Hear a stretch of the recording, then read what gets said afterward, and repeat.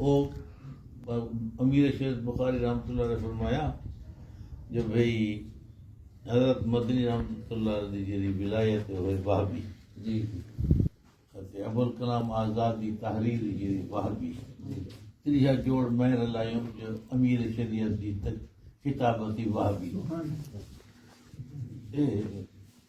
وہ کون اردو کون کنا پڑھ دے پڑھنے سے میں پڑھ ہاں پڑھی تو ایک چاہتی ہوئی جو ایک پڑھ جنہوں نے سن گیا اچھا جی ایک چاہتے سا دیکھیں چاہتی ہوئی جو تعزیت نامہ من جانب مولانا ابوالکلام آزاد رحمہ اللہ۔ مولانا ابوالکلام آزاد نے اپنے خط میں امام انقلاب مولانا عبید اللہ سندھی کی بے مثل خدمات اور وفات حضرت آیات کا نقشہ کچھ یوں کھینچا ہے۔ یہ خط ماہنامہ رحیم حیدرآباد ماہ جولائی اگست 1968 میں مطبوع ہے اور یہ مولانا سندھی کے نواسے مولانا میاں ظہیر الحق دین پوری کے نام لکھا گیا ہے دہلی سے 15 دسمبر سن 47۔ عزیز القدر مولوی ظہیر الحق دین پوری سلم السلام علیکم ورحمۃ اللہ وبرکاتہ۔ آپ نے آزادی پر مبارکباد کا پیغام بھیجا، شکریہ۔ خط پڑھتی ہی مولانا عبید اللہ سندھی رحمہ اللہ کی یاد آئی اور اس طرح آئی کہ صدائے زبان تک پہنچی اور زبان نے نوک قلم کے حوالہ کیا۔ قصہ بہت طویل ہے، اسے مختصر کیا جائے تب بھی وقت سازگاری نہیں کرتا۔ 1914 کی عالمگیر جنگ کے ایام تھے۔ ولی اللہ قافلہ کے امیر حضرت مولانا محمود حسن قدس سرہ نے انتہائی نامساعد حالات میں مولانا عبید اللہ سندھی کو کابل بھیج دیا۔ ان کو وہاں مختلف ممالک کی سیاسی رہنماؤں سے مل کر کام کرنے کا موقع ملا۔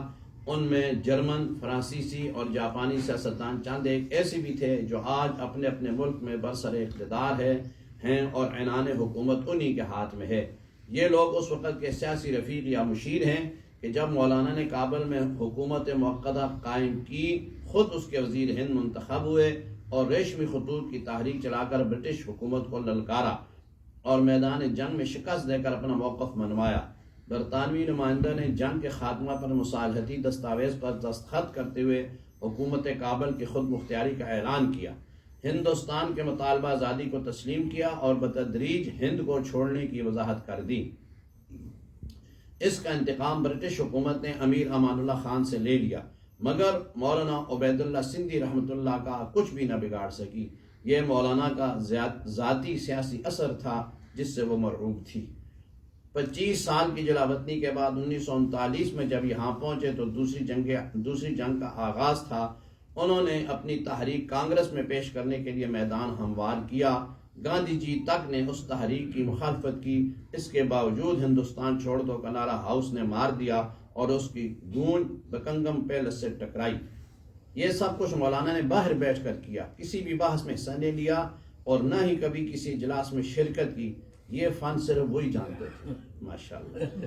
ایک ملاقات میں چائے پر میں نے ان کے چہرے سے کچھ ایسا تاثر قبول کیا کہ جس کی بنا پر ان سے پوچھ بیٹھا۔ فرمایا کہ چاہتا ہوں سبھاش اسی وقت باہر چلے جائیں۔ کچھ دیر خاموش ہو کر رخصت ہوئے اور اوکھلے اپنی قیامگاہ پر چلے گئے۔ دوسرے دن اوکھلے سے دہلی کو ملانے والی آٹا میل لمبی سڑک ایک ویران گوشہ میں سبھاش سے ان کی ملاقات ہو گئی۔ دوسری ملاقات ان کی بالی گنج کلکتہ میں ہوئی۔ اسی ملاقات میں اسے جاپان کے لیے رخصت کیا۔ حکومت جاپان کے نام وزیر ہند حکومت موقتہ کی حیثیت سے اسے ایک شناختی کارڈ دیا اور وہاں کے فوجی بورڈ کے سربراہ کے نام اپنا ذاتی پیغام سبھاش کے وہاں پہنچنے پر حکومت جاپان نے فوج میں ان پر اپنے اعتماد کا اعلان کیا۔ ادھر اعلان ہونا تھا کہ احمد نگر کے قلعہ سے کانگریس ہائی کمان کی رہائی بلا شرط منظور کر لی گئی، ورنہ حکومت کا یہ فیصلہ تھا کہ پورے قلعہ کو بما سیاسی قیدیوں کے بم سے اڑا دیا جائے۔ ساتھ ہی ہند کی آزادی کا اعلان کر دیا اور آزاد ہو گئے۔ کون جانتا ہے کہ کس کی قربانیاں ہیں۔ جاپانی حکومت نے حضرت مولانا پر اعتماد کیا، اس جرم کی سزا اسے ہیروشیما میں بھگتنی پڑی۔ حضرت مولانا کو ایسا زہر دیا کہ جس سے ان کی ہڈیوں سے کھال کھینچ لی، پھر ان کی دونوں آنکھیں نکال لیں اور 22 اگست 1944 کو ان مقام پر پہنچے جو پہلے ہی سے اللہ تعالیٰ نے ان کے لیے اپنے حضور میں مخصوص کر رکھا تھا۔ یدخلہم الجنت عرفہا لہم۔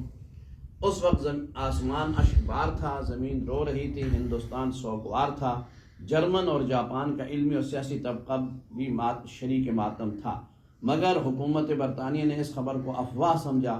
تاج کے حکم سے واسرائے ہند کے ذریعے ایک تحقیقاتی محکمہ قائم ہوا اس نے برطانیہ کے تمام سفارت خانے سے رابطہ قائم کیا، تب کہیں جا کر اطمینان نصیب ہوا، اور 1 ستمبر 1945 کو پورے 1 سال 9 دن بعد سرکاری طور پر اس امر کی تصدیق کی کہ مولانا واقعی فوت ہو گئے ہیں۔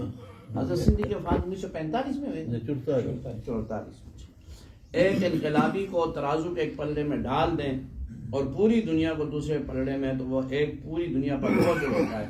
اب صرف ایک بات باقی ہے، اور زیاد کے ساتھ غم صرف اس کا نہیں، یہ لوگ جدا ہو گئے، غم اس کا ہے وہ دنیا ہی مٹ گئی جس دنیا کی یہ مخلوق تھے۔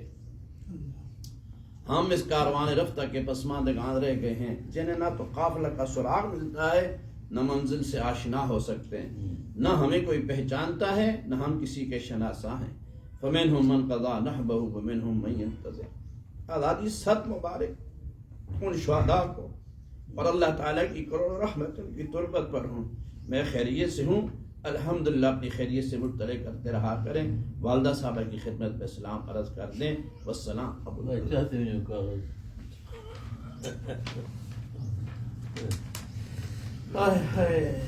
ہماری ہونا جی وہ دور کے اندر اولیاء اللہ